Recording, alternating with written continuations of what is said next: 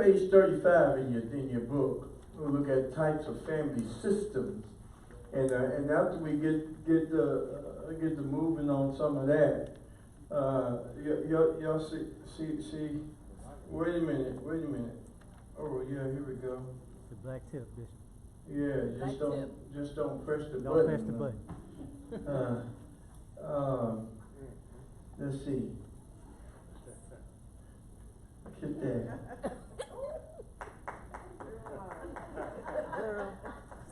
Look at that. Hey, y'all pray for me now. Pray for me. Pray for me. Ooh. Okay. Types of family systems. Now we're going to start off with talking about types of families. Now I'm going to run a little bit. But if I run too quick, y'all tap me on the shoulder. But I'm going to run a little bit so that we can move some. But I want to talk about types of family systems just to kind of get us back going again. Get us back going because, I can tell that I might have been a little bit too deep in the first place because I only got half of y'all back from the first session. Y'all ain't seen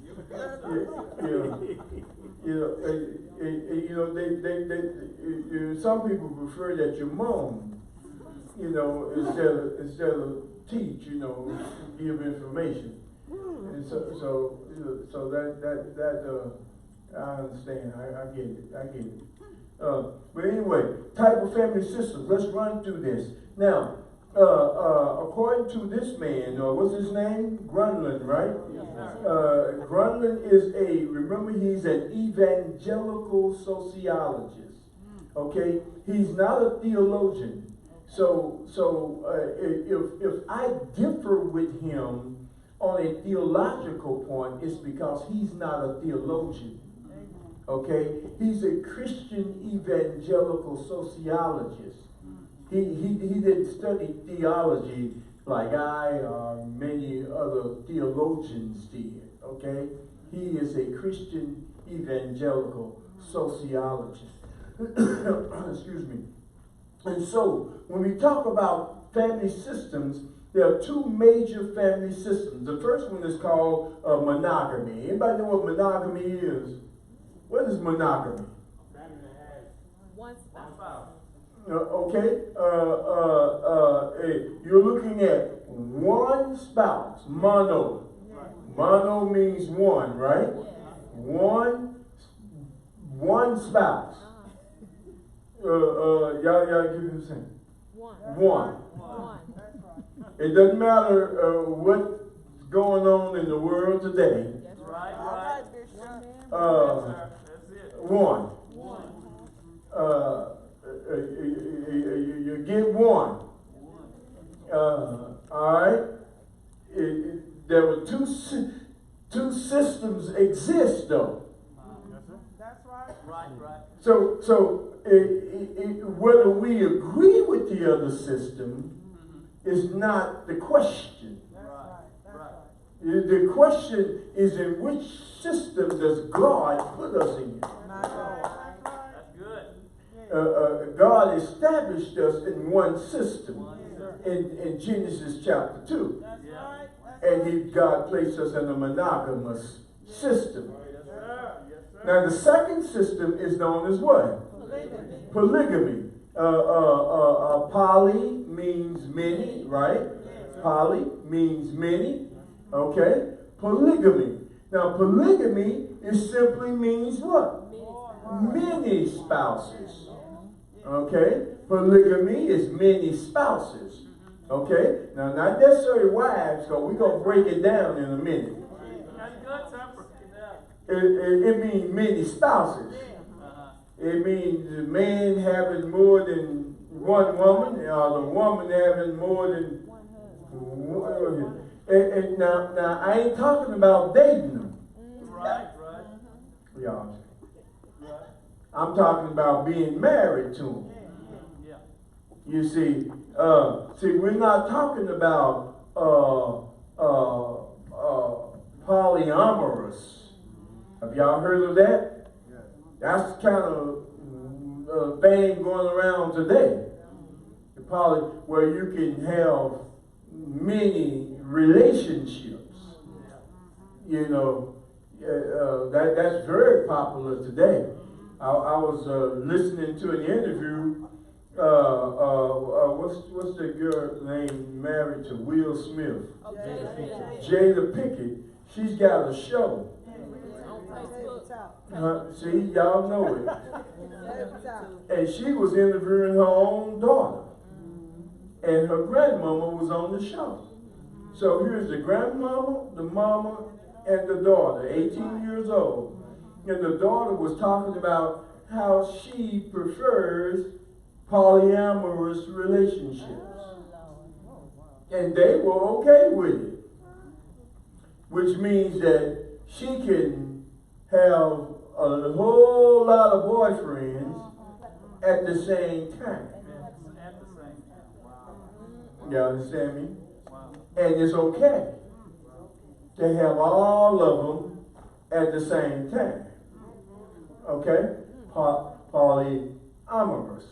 But we're not talking about that. We're talking about polygamy. We're talking about being married to more than one spouse. Now there is, under polygamy, two types of polygamous relationships. There's one called polygyny. Now, what I want you to see is the word polygyny. Did I do that right? Nope, I didn't do that right. See, I'm already messed up. There you go. There we go. Look at you.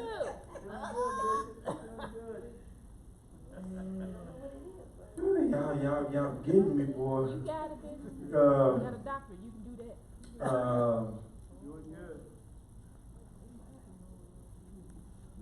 Polygyny. You see that root there? Gynos, which means woman, wife. That's where we get our word gynecology from. Gynos. And poly means many. So this is what? Many wives. Okay? Polygyny. Many wives. Okay? And so polygyny is having multiple wives. Okay? And so that falls under what? Polygamy. Because there are only two systems, monogamy and polygamy. And under polygamy, you have, you break it down to polygyny. Okay? Now, under polygyny, there is one other type, and you see it in the Bible. And it's called sororo. Okay? S-O-R-O-R-A-L. Sororo polygyny. Now, what does that mean? The wives and sisters. That's right. You can have the woman and her sister. The woman and her sister. Now listen. That's Jacob did it. He had Rachel and Leah. Okay. In the Old Testament, polygamy was not outlawed by the Bible. It was regulated. Are y'all following me?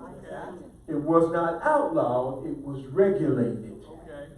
Okay? Here's what I need you to get. God did not establish polygamy. God established monogamy. But when sin came into the world, sin ushered in other stuff. And when other stuff came in, it had to be what? Regulated. And so in the Mosaic law, Moses put regulations on this stuff. So it had to be regulated. Are y'all following me? Yes, sir. And so now there is a reason that they did this. And I'll get to that a little bit later. But there was a reason that they did this. But that was called polygyny, because it was the woman and her sisters, not the woman and other women. If it was sororal polygyny, then it had to be her sisters. It had to be her sister. Okay? Now, pretty much, why do you think they allow polygyny? If you had a chance to read this, he gave two reasons. One would have been for economic reasons, and the other one is political reasons. For economic reasons, you know, they raised cattle, they had farms, they had work, and you marry more women, and women had more children, and there were more folks to do more work, to handle the farm and handle the agrarian societal work. And so there were economic reasons, and then there were political reasons. The king would promise the daughter to another king for political alliances. And so polygyny was perpetuated. So a couple reasons why this took place. Now, the other form of polygamy, what do you think it's called? You see it down there? Polyandry. Polyandry. Now, and it comes, you already got poly, so if you look at the word andros, andros means male, husband.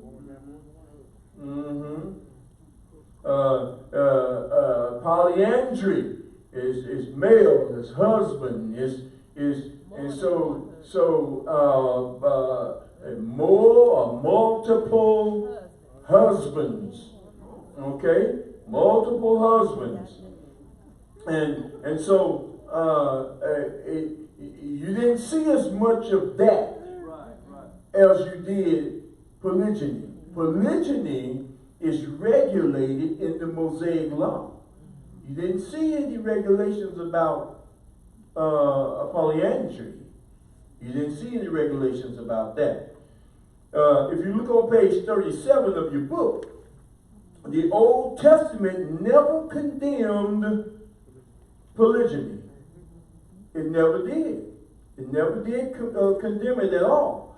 The Hebrews practiced it, but it was simply regulated. Okay? And what about the Levirate marriage? Y'all know about the Levirate marriage?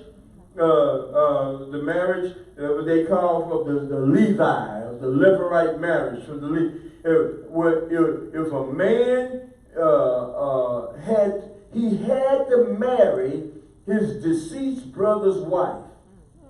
If his brother was married to a woman and the brother died, he had to marry her.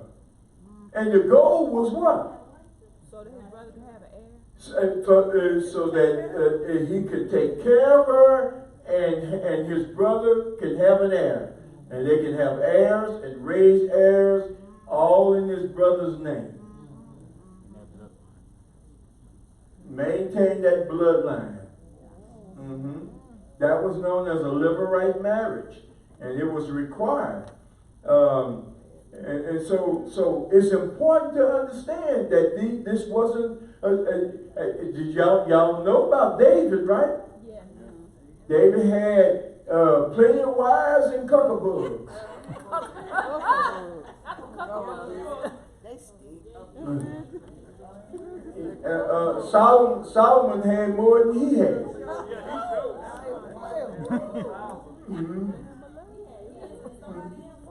And it wasn't because a lot of times when we think about it, the first thing you think about it is for sexual reasons. Right.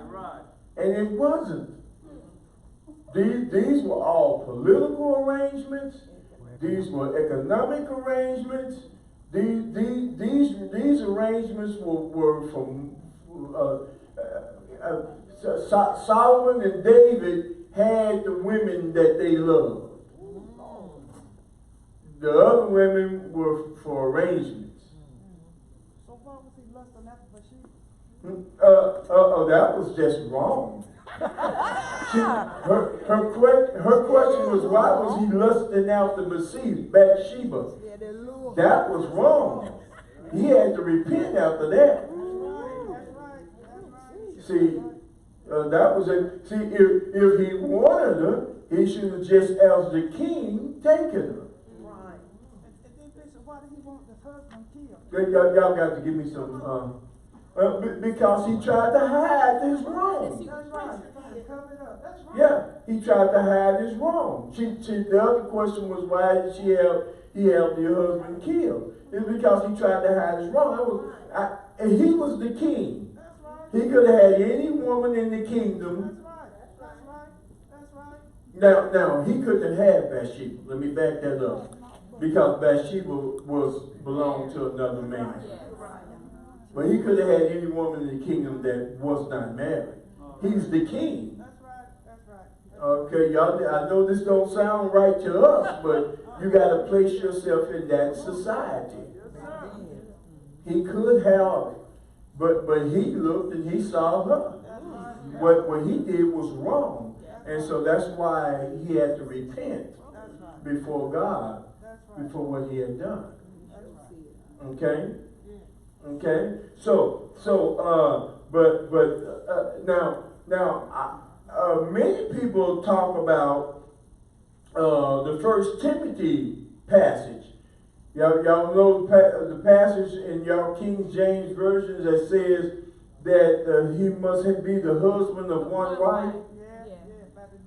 Okay, and the elder, and the presbyteros, the elder, the episcopos, the bishop, the diakonos, the deacon, the husband of one wife. Now, the husband of one wife, you have to look at the syntax of the sentence written in its Greek format. Okay. And so to understand that it don't mean that he is only supposed to be married to one person at a time. No, let me back that up. It doesn't mean that he can only be married one time. One time. Because see, some people say, well, if you've been married once, and let's say you get a divorce or something, you can't be married again because the Bible says you have to be the husband of one wife. That's not what that means.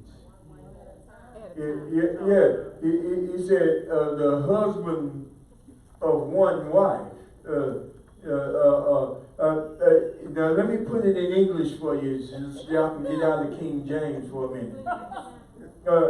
You need to be a one-woman's man. That's right. That's good, sir.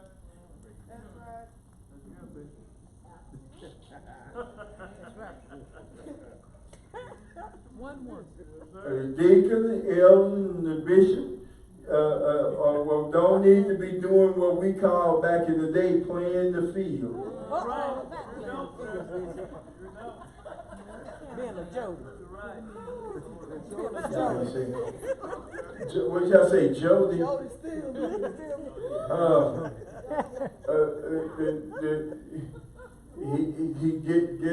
He have a wife, and that's it. She'll go sit down somewhere. I ain't saying a one woman's man. Say that. Glory to God. So you got to remember Y'all write down this phrase here for me, if you would.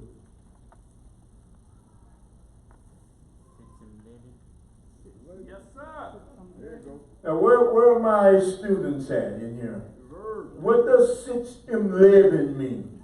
Situation in life. When life. Situation in life. Sitz im Leben.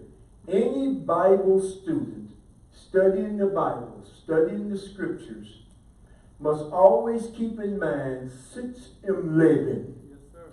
Sitz im Leben is a German phrase. It's the German theologians coined the phrase.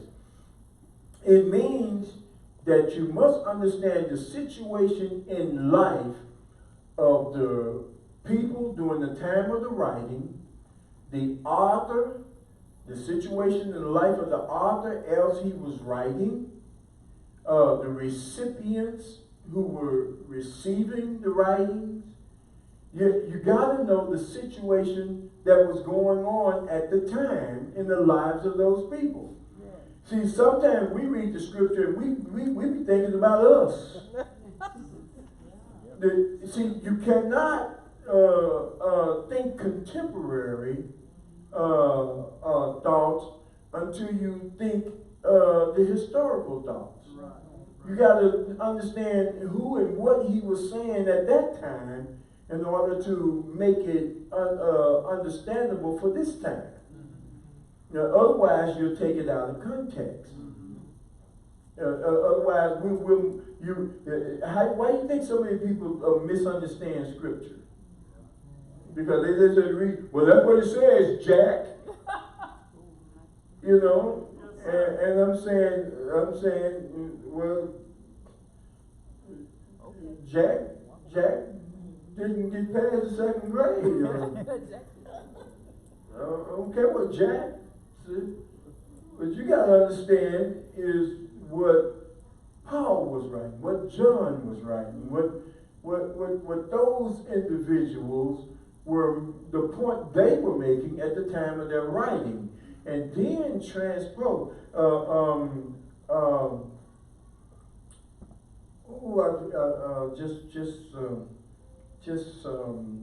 His name just skipped me.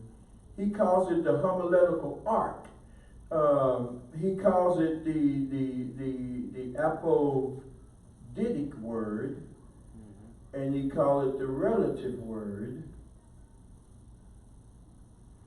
The apodictic word, that's the word of God. That's the actual word coming out of the mouth of God.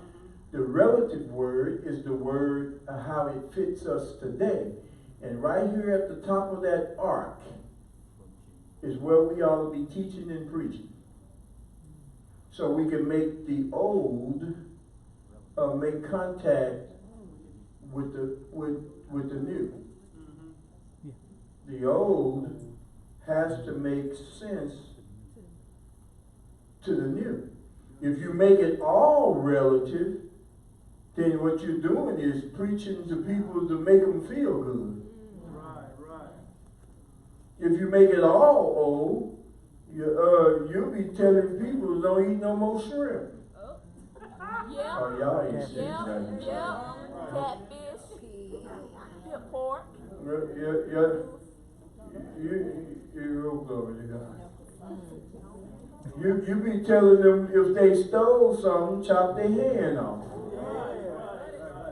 Y'all ain't saying nothing. Because you have not taken the context of the old, of what was being preached, and married it to a 21st century world. And preached at the top of this is known as the homiletic arc. This is called the homiletic arc. I didn't spell that right. A-R-C. A-R-C. The homiletic arc. That's what that's known as, the homiletic arc. Okay? And so when you preach and teach, you should be preaching right at the top of that arc. Okay? Question. All right, all right, all right. Now, let's look at the residence patterns of families today. The families have 4 type of residence patterns, and it's not just today. This is historical. The first residence patterns is called the neo-local pattern. The neo-local, you can find that on page 38 if you're following with me. The neo-local pattern. The neo-local pattern, this is where the nuclear family lives. Mama, daddy, and children, they live in that house. Mama, daddy, children they live there at the crib. That's what it is. Neo-local. Okay, the nuclear family lives there together. Now then you have the patrilocal family residence. Now what do you think that means? The parents live in the house? No, y'all living with mom and daddy. Y'all get married and then y'all move in mom and daddy's house. Oh, glory. Y'all got yourself married and moved in with mom and dad. Living down in the basement. That's known as the patrilocal residence situation. I ain't trying to meddle or nothing, you know. Sometimes there are reasons people need to do that. You see? Yeah, sometimes there are reasons people need to do that. When you move in with mom and dad. But if you do, you don't have to stay there too long. You know, you want to try, you know, if mom and dad are already raised them. Amen. Yes, ma'am, I'm coming.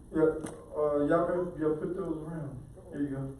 When you say that, Bishop, I thought about one of my great niece.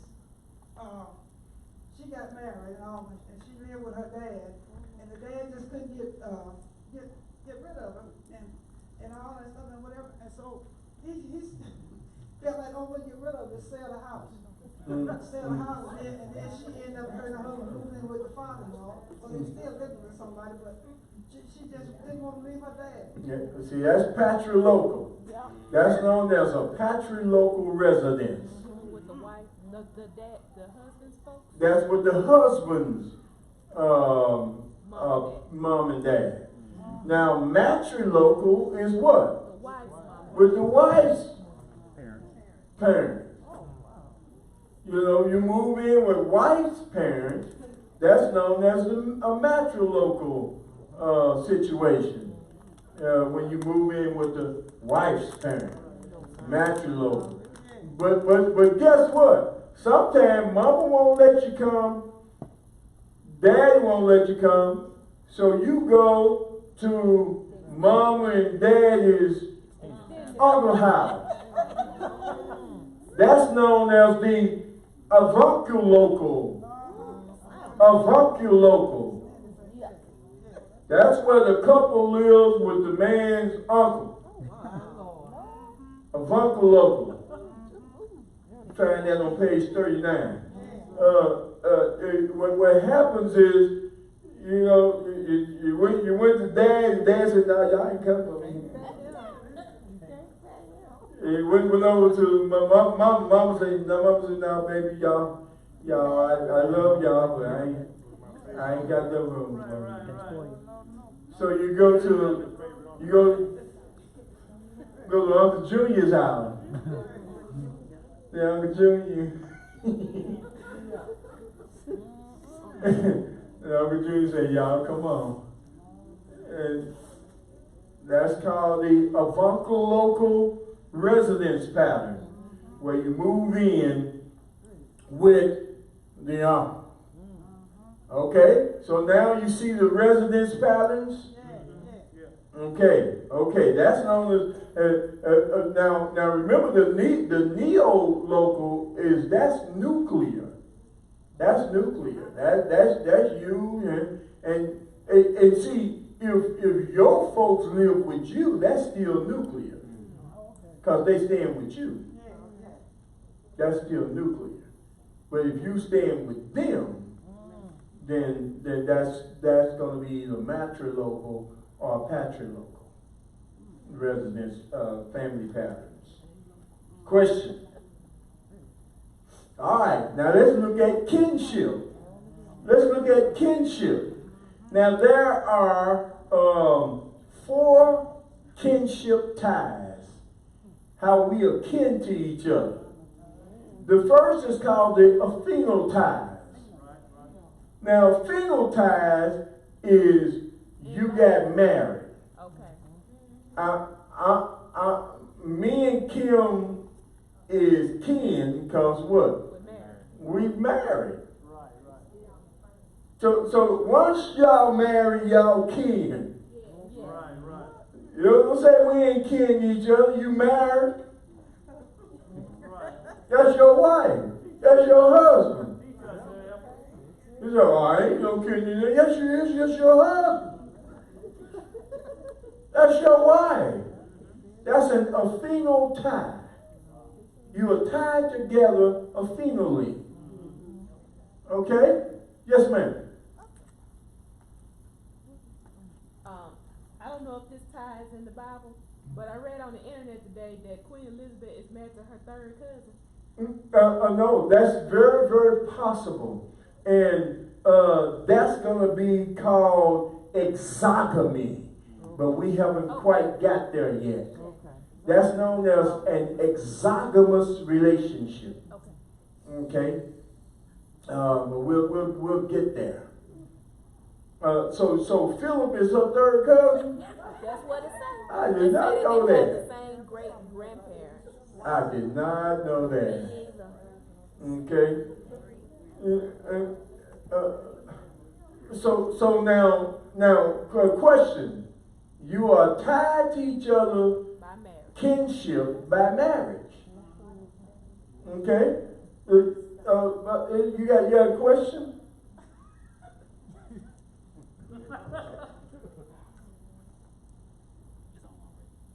I wish I didn't know that.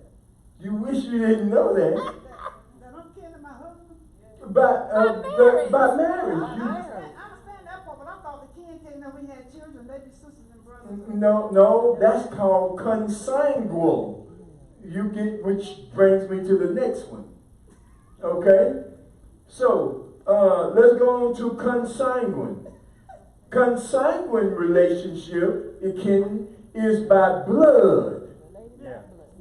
When you're related by blood, that's called consanguine. Consanguine. Can y'all say a word? Consanguine. Yeah, consanguine relationship are when you're related by blood. Our children, our cousins, uncles, and you know, y'all have a blood relationship. That's a consanguine relationship. Affinally, I'm related to my wife because I married her. She related to me affinally. Affinal relationship. Okay? Because see, when you hear that word kin, that throws us, don't it? When you hear that word kin, you say, oh, we kin to each other. I know in the country, when we hear kin, there's a little old town about 9 miles from the little town I come from. My mom used to tell me, boy, don't you go down there. Everybody down there kin to you. Y'all ain't from the country, are you? My mama told me, don't go down there. Tequila ain't not even here. Is Tequila here? We're here in Texas, and she met a boy from Arkansas. And there she is. She met that boy from Arkansas. And said, what part of Arkansas are you from? And she told me, I'm not saying it because the town. And it's that town. And she told me, I said, uh-oh, you remember? And so I called Mom. I said, Mama, we in Killeen now. Because that's where you met me in Killeen. And I said, Tequila met somebody, and he's from that town. And Mama said, boy, tell that girl to leave that boy alone. That's her cousin. She did. All the way here. And so I'm telling you,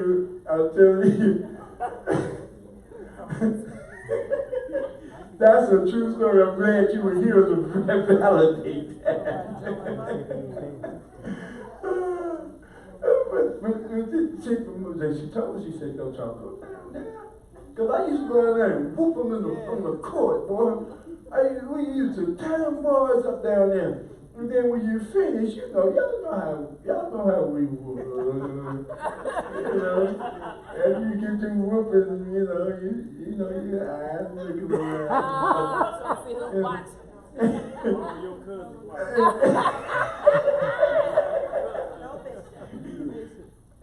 My brother, I have my brother. Okay, my brother, he had, this is a crazy story. He left Georgia when he was like 17, and he didn't tell, he had one kid, and he didn't tell anybody he had this other girl pregnant in Georgia. So later in the year, my niece and nephew met one another, and they was talking, and the mom asked her, who is that young man you're talking to? She said, oh, I met him, he's from Alabama, he's a nice guy. She said, well, who his folks is? She said, he related to the Clyde. She said, the Clyde? The three sons of Clyde? She said, yeah. Do he have a cousin named McKinley Blake? She said, yeah. She said, girl, come here. Y'all come here. Y'all, how far y'all done been? They were sisters and everybody used to tell them they look alike. Y'all look like y'all ought to be sisters and brothers. But the mama almost had a heart attack because she didn't tell anybody she was pregnant for my brother. He never knew. My. And right now they the best of friends. Yeah. Sisters and brothers, but they didn't know. They didn't know. They didn't know. Isn't that something? So there is affinal ties. That's crazy. There is consanguine ties. And then there is something called fictive ties. Now, fictive ties is related by adoption. Adoption. If you were adopted into the family, that's a fictive tie. A fictive tie. Now we're going to see some diagrams. And when you see these diagrams, I want you to understand what it is you're seeing. When you see this, okay, man. He got it, Bishop. He coming. Wiped it up.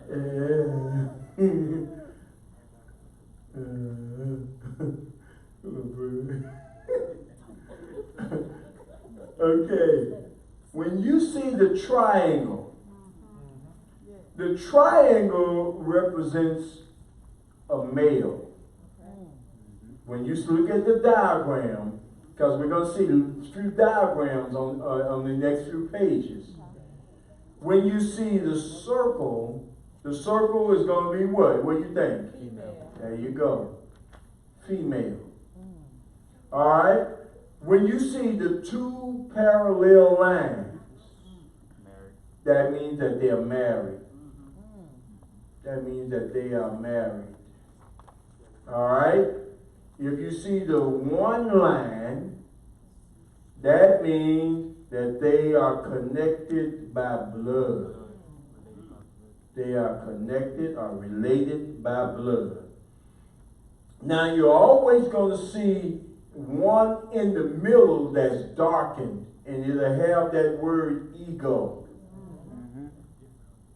That is the one that you're diagramming. That's the person you're diagramming. So if it's you, and we're diagramming, let's say we're diagramming Mother Shirley, it'll be what? She's the circle. It'll be what? But it'll be what kind of circle? A shaded circle with ego under it. So it's like the foundation? That's where you start, and then you diagram out from her. Okay. Because you're diagramming her family pattern. Okay? All right?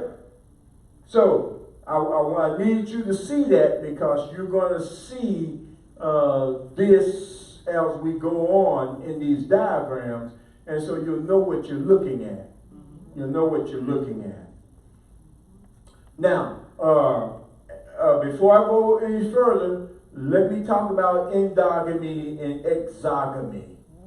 The word endogamy.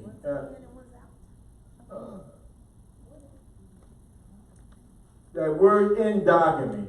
Endogamy, that's when you marry somebody in your line, in your lineage.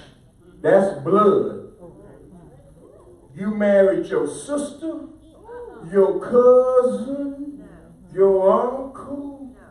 And listen, this was normal in the Bible, right?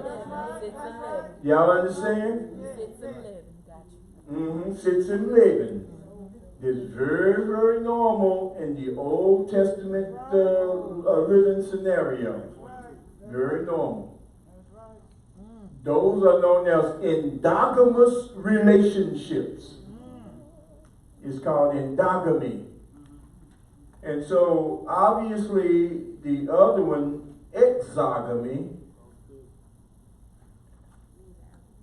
is going to be what? Outside of the relationship. However, it could be a distant cousin. Now, you don't want it. If it's a first cousin, that's endogamy. This has to be a distant cousin. it could be third or fourth cousin, but it can't be your brother's child. You know. Bishop, is it true that if a person married in that bloodline, a sister or brother, and they have children, those children are subject to be born with some kind of deformity? I've heard that many times, but there are many times when it has not occurred. So we cannot say that is a veritable fact. Has there been medical issues? There has. But there have been perfectly normal children too. So, all those children in our biblical history were perfectly normal. Right. And these were sisters and brothers. Okay? Okay?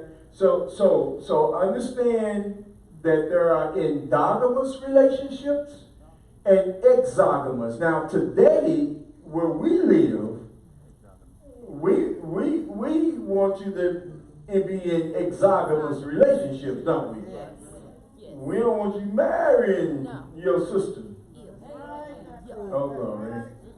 We want you to leave your brother alone. Y'all ain't saying nothing to me.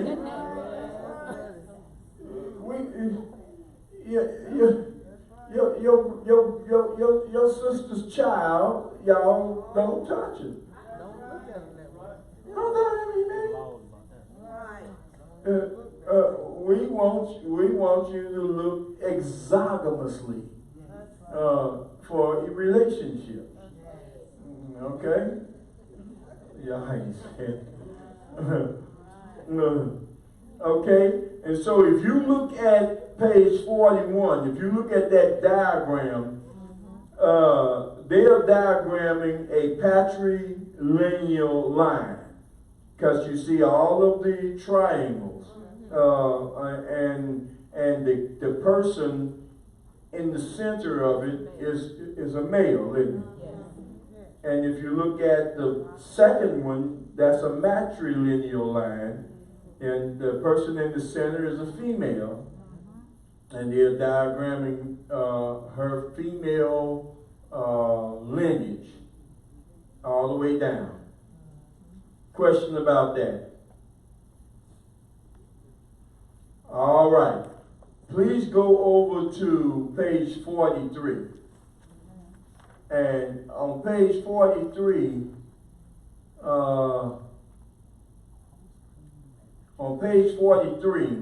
where it says Old Testament and Hebrew kinship system, this is what I want you to see, that the Hebrew kinship system was in play here. At the time of the patriarchs, Abraham, Isaac, Jacob, the Hebrews practiced what? Polygyny, right? Where they had a number of wives, okay? And Jacob practiced sororal polygyny, okay? And they lived in a patrilocal residence, which means what? They stayed with Jacob's daddy. Okay, who was Jacob's dad?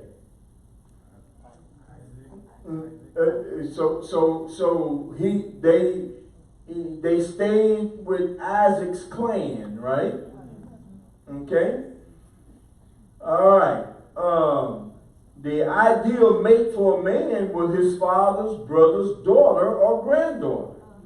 That was the ideal mate in that situation. Turn to page 44 and you can see the diagram. You see Terah is the daddy. He had Abraham, Isaac, Jacob. He had Nahor, Bethuel, and Laban. And he had one girl, Rachel. Right? All right. Now look at Bethuel.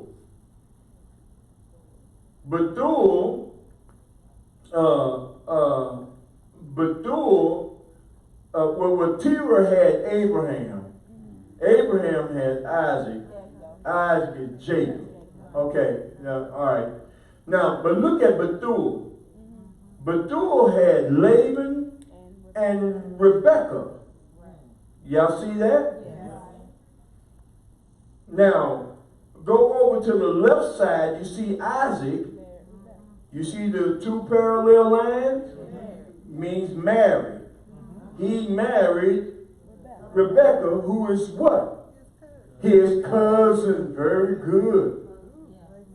Because that was Bethuel's daughter. You can look at Genesis 24:15. Will tell you that Bethuel had a daughter and her name was Rebekah. Okay? And Isaac married her. Okay? But look at Jacob. Jacob married both the girls, didn't he? Yeah, I ain't said nothing to me. Jacob married Leah and Rachel. Sororal polygyny. So y'all see how the diagram works? Just Jacob. And guess what? This was normal. This was not abnormal based on Sitchin Laban. Based upon the life of how they lived. All right. Now, ethnically, I want to show y'all something, and I only want to talk about African Americans. Renee, you can pass that paper out now. Y'all got it? Who's got it? Get 2 or 3 hands so it's not just one person passing. You go faster that way. All right? And what I want you all to see is some African American marriage statistics in this country. And now in the book here, it talks about African Americans, Hispanics, Native Americans, and Asian Americans. But I want to talk about the African American experience because that's where the majority of y'all dwell.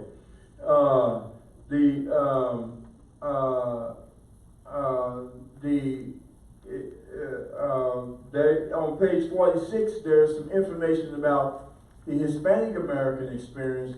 However, remember this is 1996 info.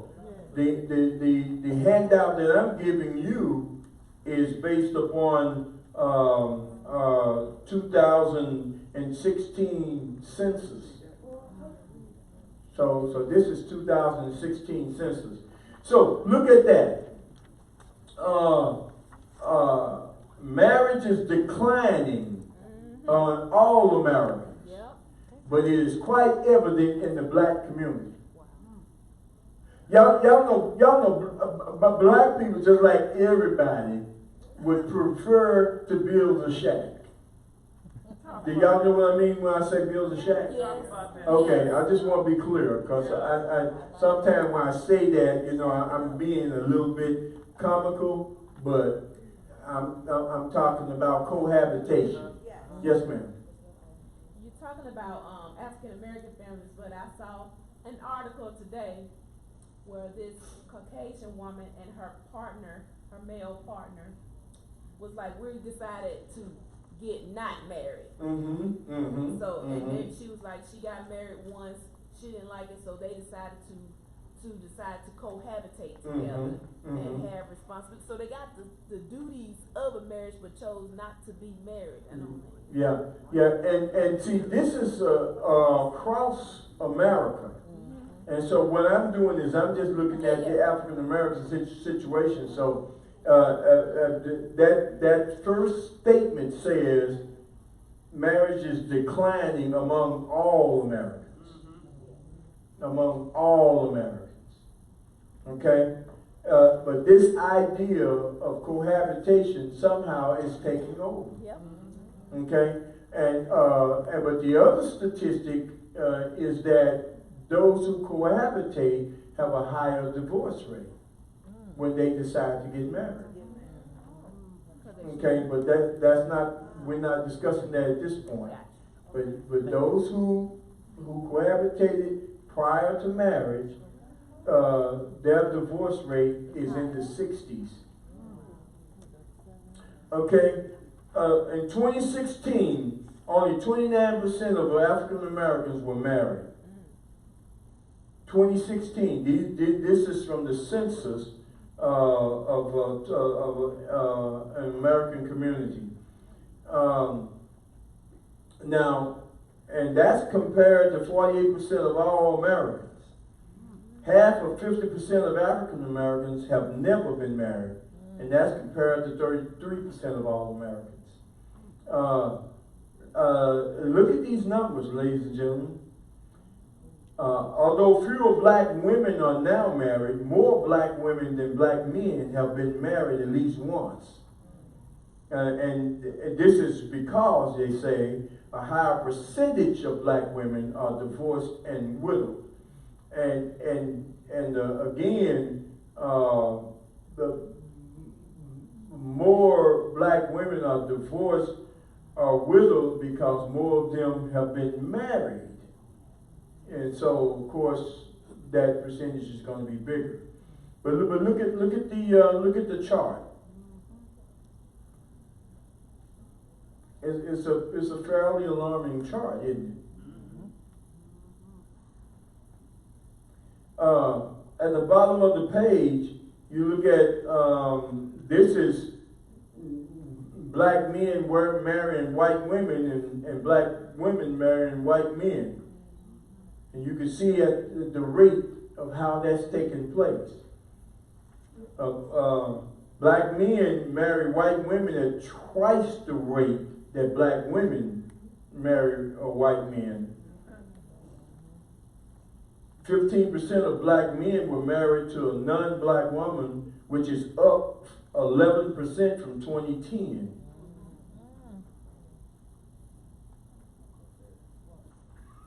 Okay?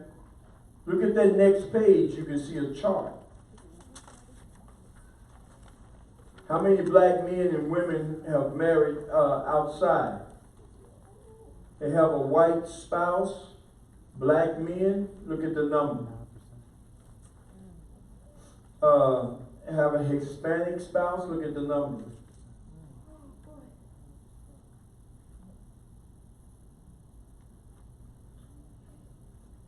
If you're African American and you're older than 35, you're more likely to marry somebody white.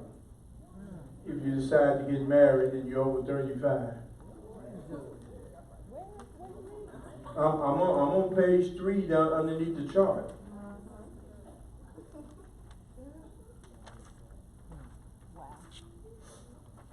Okay. On page 4, I mean, y'all can take this and look at it. You can study the numbers more yourself. Look at the chart. Black women more likely to be married than white women. Until 1970. Mm-hmm. Bishop. Yes.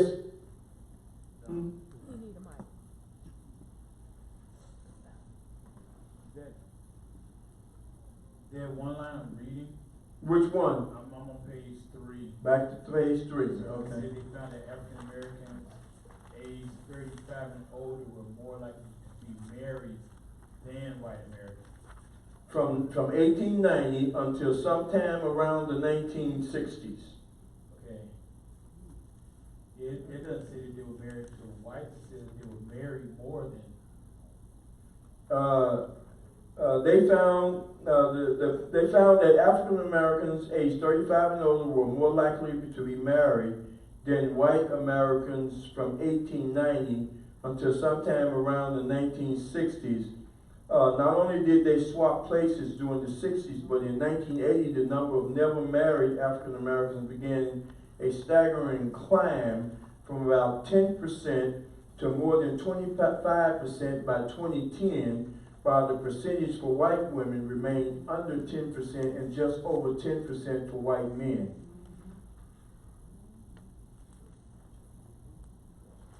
Okay, look at that chart. Black women more likely to be married more than white women. And that's until 1970. And then you see the chart.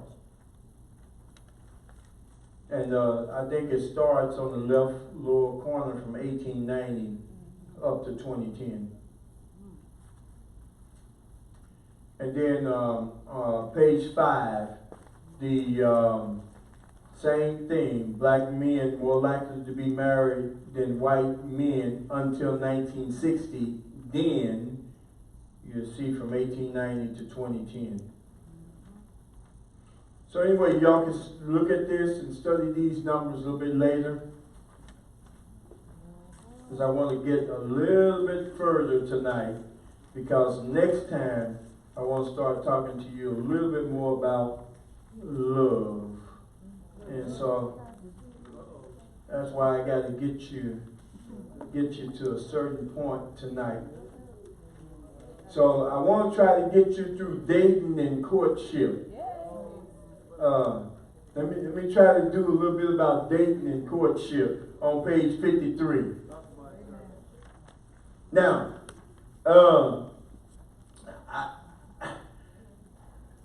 I love this little anecdote that I don't have. I'm not going to. This anecdote. These two people were, in college. He said he met someone in college. He had a college grad student from India, and the woman said to him, she said she found the American dating system to be degrading, and she said it was awful to have to go out and try out different men to find out the one you want to marry. Why? Because in India, what happens? They arrange it for you.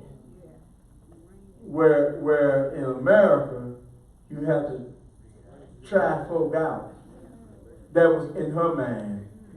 That's what she felt like. Well, I don't want anybody to arrange nothing for me. I don't know you don't want nobody to arrange nothing for you. And in our tryout system, it was supposed to be a two-step process. But what we did is we eliminated it down to one. Oh, glory to God. And that's how come you got the one you got. Y'all don't say nothing. Which one did we eliminate? We eliminated dating. Oh, okay. Dating is designed for you to do what? To get to know who the person was.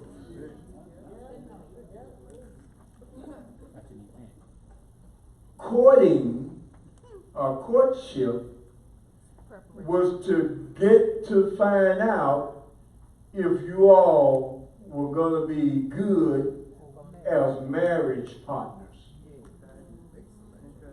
Will we? Are you my marriage material? Right. That's what courtship. But we don't date no more. We call it dating, but that's not what we're doing. We jump straight into courting, and we ain't dated nobody, so you don't even know who it is you got. That's right, sir. Yep. That's right, Bishop. And you take them, and you put on the white dress and pay $15,000, and you go home, and 2 years later you can't stand each other. Why? Because you skipped what? So I want to talk about dating and courtship. And I don't know if I want to start tonight. Huh? Go, Mom.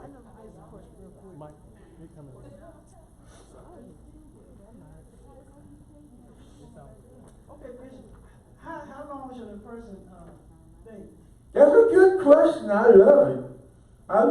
See, when you listen to Steve Harvey, Steve Harvey said, you know, in 90 days. That's what he said. So y'all, I like Steve. Steve a brother of mine. But I don't like that. You can write, y'all can buy his books and read all his stuff all you want to. But he said, you know, in 90 days. Okay, Bishop, read my ice that is. My husband and I was acquainted with each other, but we dated and courted everything in the month of February. Got the first promise ring, got engaged the next week, got married. I think. Okay. And congratulations. Congratulations. I don't recommend that. No, I don't recommend it either. Because just because something worked well for you, you don't tell other folks to do that because it worked well for you. We're looking at 325 million people. There are 325 million people in the United States of America. Because that worked for you, you don't tell other folks to do that. I see a hand. You're right there. Right there. Where I would tell somebody. Y'all had to grow together, girl. Bishop, if most of us miss the dating stage, what do you do? Well, if you're already married, you got to work where you are. You can't go back. We still have date night. You can't go back. Go there. So after you're married, can you still date? I love it. Yep. I love it. Me and Kim date every Friday. Woohoo! We date every Friday. Every 2 weeks. And by the way, this is a chance for me to tell Bethesda thank you.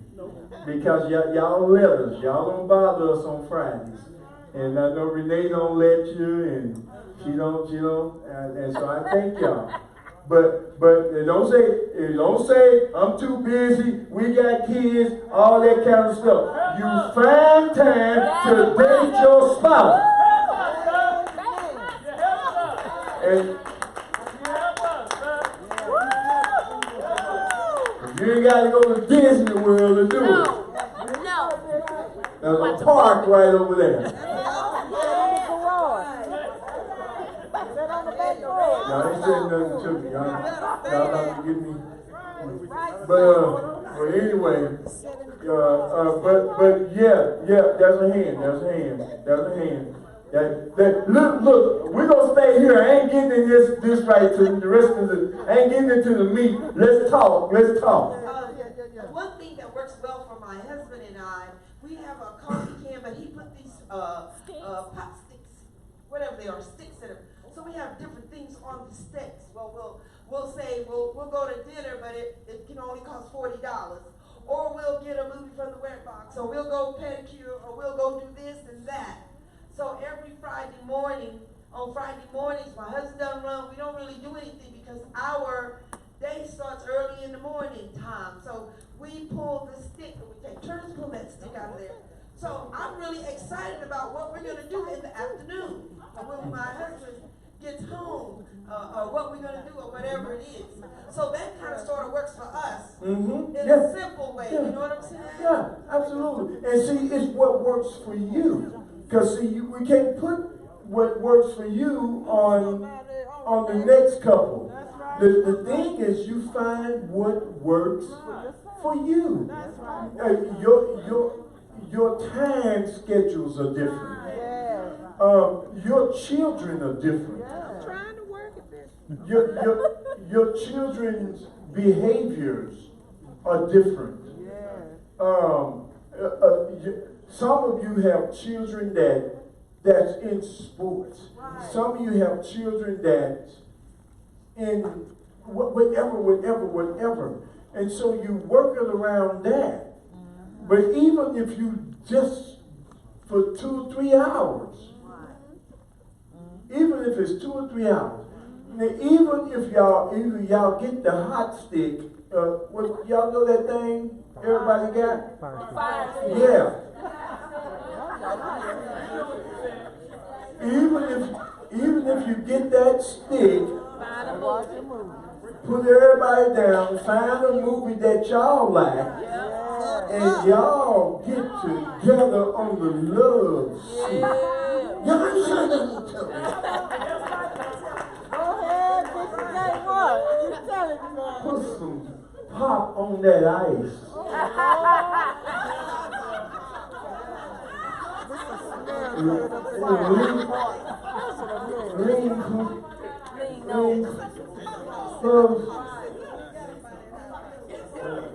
Watch the Three Stooges. Oh no! You just ruined it. And no kids can come in there. No lion can. Y'all ain't saying nothing to me. And the problem is, we don't do it because we think something, you know, we think you got to go and spend $80, $90 or something. We got to go to Vegas or something. You know, when all you have to do is just, you can do that. You can go. I teach every Tuesday night at the school, right? A routine that Kim and I have is on Tuesdays for lunch. We're gonna eat lunch. before I come and start preparing my lecture. That's all right. That's all right. We just had lunch. It's just me and her. That's all right. No, where them babies at? They ain't even babies, but they like to eat too. Yeah, but they ain't going. We'll take them tomorrow. Y'all hear me saying? True, Bishop. That you make time to and so but your question is a really quintessential one when we have this conversation. Is if you didn't happen, how do you go back and grab it? You really, cause it's already, the marriage has happened, so you can't go back there. That's right. What you do is you have to start from there. Now, when we start talking about the love theories, you're going to see that there are, on the triangular theory, there are 3 legs that those legs have to come together. And if you notice one leg not on there, then you have to work that leg. On the wheel theory, there are sometimes you have to go counterclockwise on the wheel to go back to a part that's missing in your relationship, and pick that up and repair that, because on the wheel theory you want to be going clockwise. But there are times when the relationship is at such a state that you have to go counterclockwise. But again, we'll get to that. We'll talk about that. I might get to that next time because I think I'm close enough. And then we'll talk about the difference between being loved and infatuated, because I know it sounds it just sounds so like a surface thing, but a lot of what we display with each other is pure infatuation, and is where it's good is not the depth that's needed. It's not the depth that's required. And so we'll talk about the 5 different levels and kinds of love.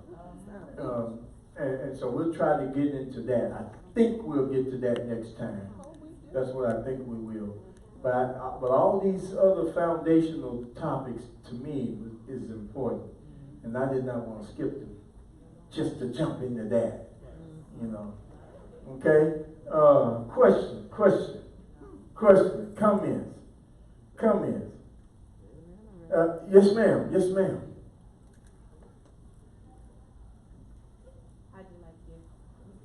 I think this is good, because I don't have to move things, and I think I'll probably be doing a whole bunch of hieroglyphics next time.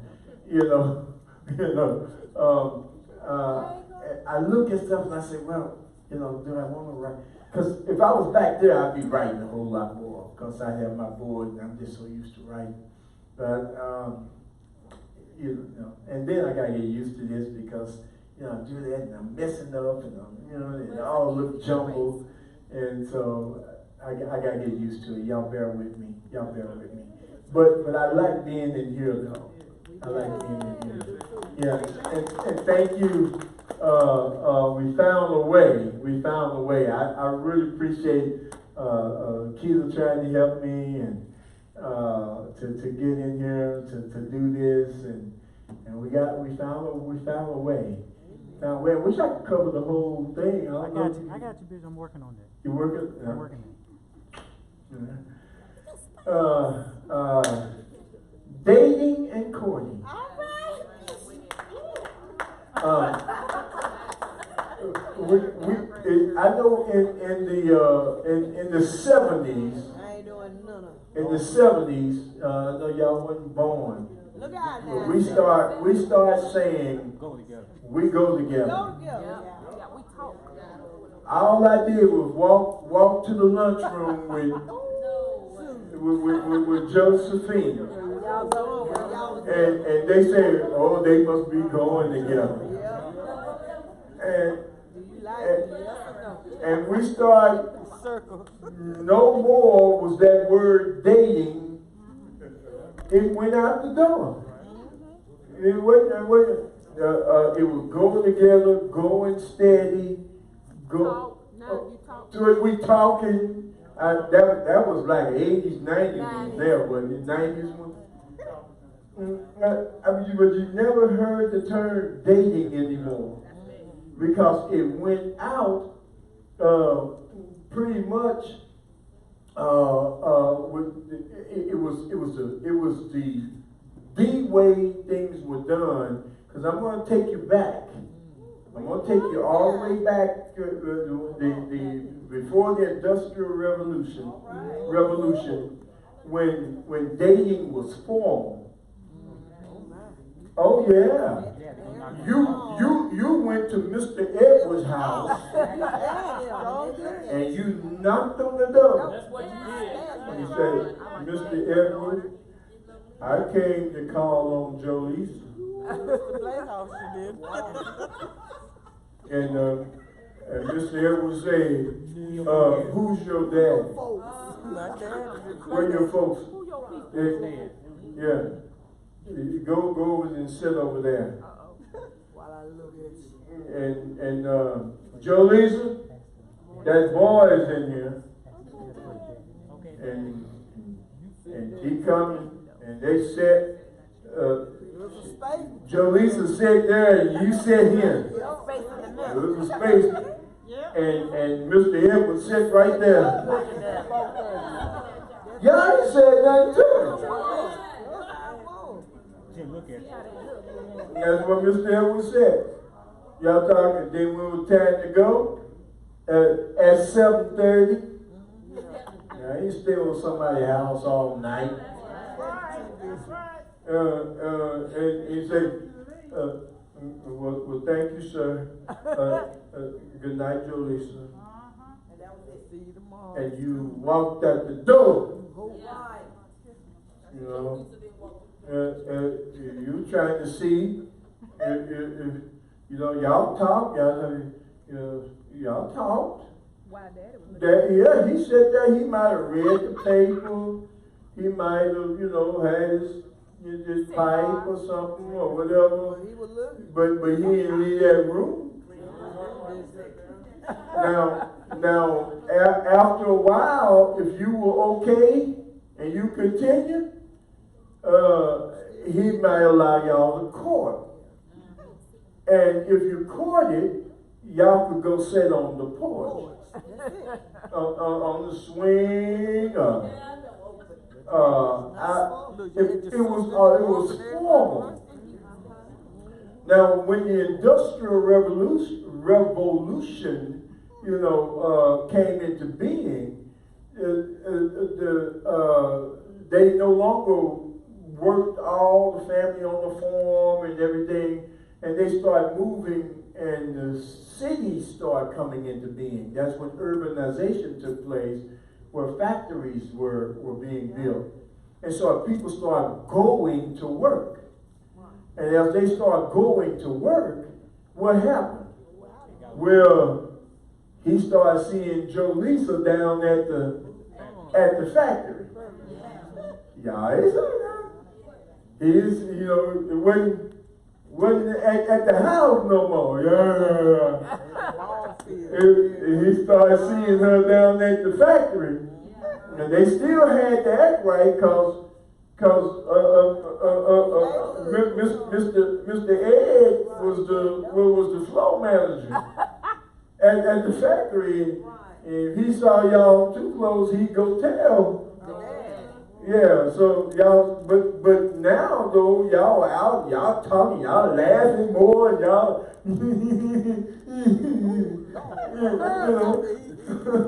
a little bit more, because you know, the dynamic is changing. Yeah, y'all see what I'm saying? This industrialization of child labor laws start coming in, and it changed the work scenario. It changed the work scenario. But the biggest thing that changed the whole dating thing was the invention of the automobile. Michael Benz, there's still a car still named after him. It's called the Mercedes. That joker came up with something called a car. And then in 1900, what is his name? Ferdinand Porsche. There's still a car named after him, ain't it? And then in the United States, the Model T came out. And then now, what happens is you get her in the car now. Oh, glory. Now y'all had a private spot. Y'all see it. And the whole world changed because they started coming up with something called a drive-in movie. They started coming up with car hops. I know y'all too young, y'all can read about them. You know, a Sonic still is a takeoff of the car hop, where you drive up, and they back then you get that speaker and you put it in in the window of your car, and order you a soda with 2 straws, milkshake with 2 straws, and a hamburger. You know, they start coming out. Then they start building these things called Lover's Lane. Y'all ever heard of those? Yeah. Y'all too young. Y'all they start coming up with Lover's Lane because of the car. And the automobile changed the whole dynamic. And so all the formal dating went out the window into an informal setting. I said I wasn't going to talk about this tonight, didn't I? I just about gave y'all about the first 3 or 4 pages. And that's what it moved from no longer dating to now y'all, the first time y'all see each other, y'all gonna run around behind the tree.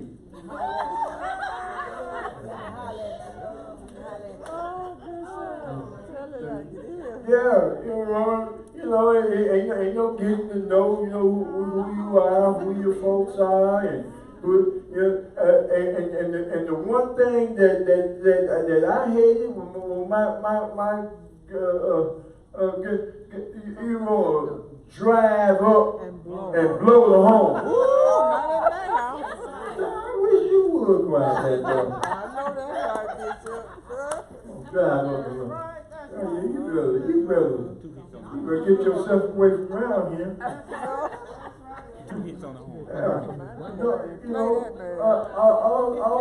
All of it just went straight out the window. It went straight out the window because of that thing called an automobile. It changed everything. It changed everything. I wish you could get, sociologically speaking, you've got to understand the impact that the automobile had on our society. It's huge. It's huge. And so they get in the back seat of that car. Until next time. And you're supposed to be at the drive-in movie, watching the movie.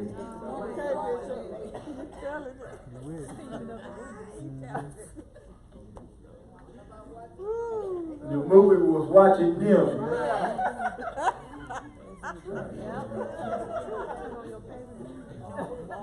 So things change. Things change. so now it was no more dating. They were going together, and Pat go with Ryan.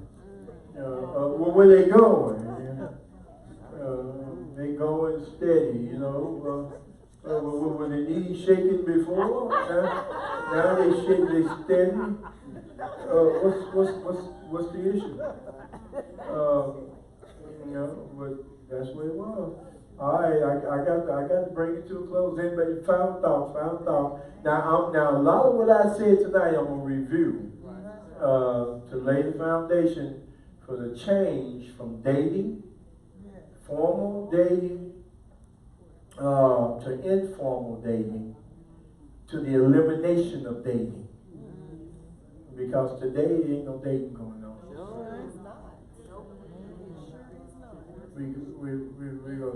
We go look at it and say, ooh, Sue show is fine. And that's where we go. That's it. We gone. Off to see the wizard.